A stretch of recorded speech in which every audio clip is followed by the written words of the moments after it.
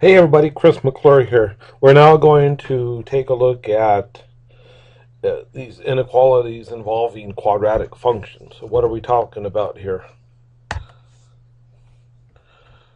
What we're talking about here, of course, is, inequalities. And where you have a quadratic function mixed in with that inequality. Here's an example where we have a quadratic function being set greater than or equal to 0. And what we want to know is what values of x will make this a true statement. In other words, solve the inequality. For what values of x will this quadratic function be positive? So let's see how we do this. First of all, we're going to want to graph this function.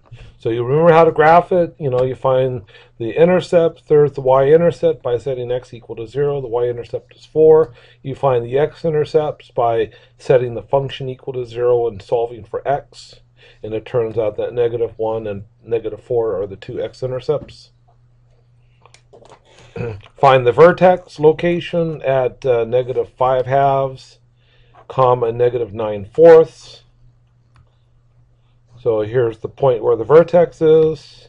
Go ahead and graph that parabola, which is the graph of this quadratic function here.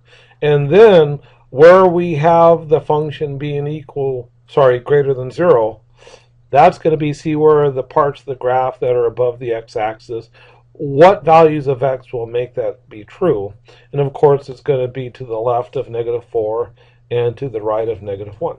So that's what we're going to be looking at here, to the left of -4 and to the right of -1. So in other words, between -infinity and -4, together with -1 and infinity. Those are the two intervals for which the function will be positive. Any questions so far? Right?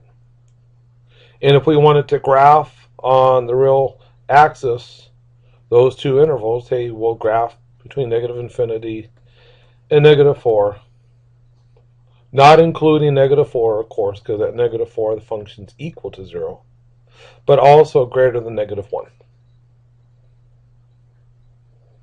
All right, moving along, here's our next example here. Let's solve this inequality here. But folks, when we rearrange this, we move the x and the 6 to the left-hand side, we'll get this inequality. Now, this is going to be one method that we use to solve this inequality. So we move everything over to the left-hand side and then solve the inequality like we did in the previous slide. I'm going to go through this quickly because if you remember how to do the previous example, then this is just going to be like it. So we go through, graph the function, find the y-intercept, find the x-intercepts, find the vertex. So there's the vertex point right here. Plot those points, draw your function's graph, and then where the function is less than or equal to 0 is going to be where you see the graph dip below the x-axis. So that's going to be between -2 and +3. So between -2 and +3, including -2 and including +3, including those endpoints, because at those endpoints the function is equal to 0, satisfying the equal part of the inequality there.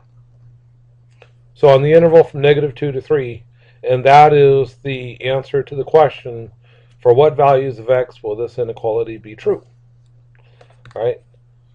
And if we wanted to graph that interval here, we could just graph it on the y-axis to go from -2 to +3, in using the square brackets at the endpoints, because we are including the -2 and the +3 endpoints. Here's a second method that we can use to solve this inequality. And this method involves treating x squared as one function and then the x plus 6 on the other side of the inequality as a different function. And we're going to try to find the range of values for x which will make the first function less than or equal to the second function. So first of all, let's graph those two functions. Here, the blue you see is the graph of x squared, and the green is the graph of x plus 6. So now what we want to do is find where f of x is greater than g of x. So to start off with that, let's find the points of intersection. Meaning, what is the values for x right there where the line crosses the parabola? There and also there. So set the two functions equal to each other and solve for x. So move the x and the 6 to the left-hand side, factor, and solve for x using the zero factor property. Turns out to be at x equals 3 and negative 2. And of course, we have the corresponding y coordinates of those two intersection points. So go ahead and plot those 2 points of intersection on the graph. And then where is the function f less than the function g? So f is x squared and g is x plus 6. Now, what we've got here is for some reason, we've graphed where x squared is less than x plus 6. So that's where f of x is less than g of x right here. And that's on the interval from negative 2 to positive 3 on the x-axis. All right, so this is exactly what we saw from the previous method, including the endpoints, by the way. Because at the endpoints at x equals 2, negative 2, I should say, and at x equals 3, at x equals negative 2 and positive 3, the functions are equal to each other. So go ahead and graph that interval from negative 2 to positive 3. Just like you saw from the previous slide, it's this closed interval on the x-axis from negative 2 to positive 3. Okay, here's another question. Can we solve this inequality? What values of x will make this inequality a true statement? So go ahead through the same process. I'm going to go through this quickly because now you know how to do it. Find any sort of intercepts, find x-intercept, y-intercept, find the vertices, and so forth. Now, there's always going to be a y-intercept, and that's going to be the constant number. And here's our vertex. But if you were to set the function equal to 0 and solve for x, you will not get any real numbers. There's no real solution. So you know that the graph is not going to cross the x-axis, meaning there aren't any x-intercepts. So you go ahead and plot the graph. You could plot this other point here by symmetry. Plot the graph. And notice that the graph is a parabola that opens downward. The vertex is below the x-axis, so that means that the entire graph will be below the x-axis, meaning the function is always negative. Meaning that this inequality is always going to be true for all values of x. So for what range of values for x? The answer is all real numbers. So if you want to plot it on the x-axis or on the real line, this is what it looks like.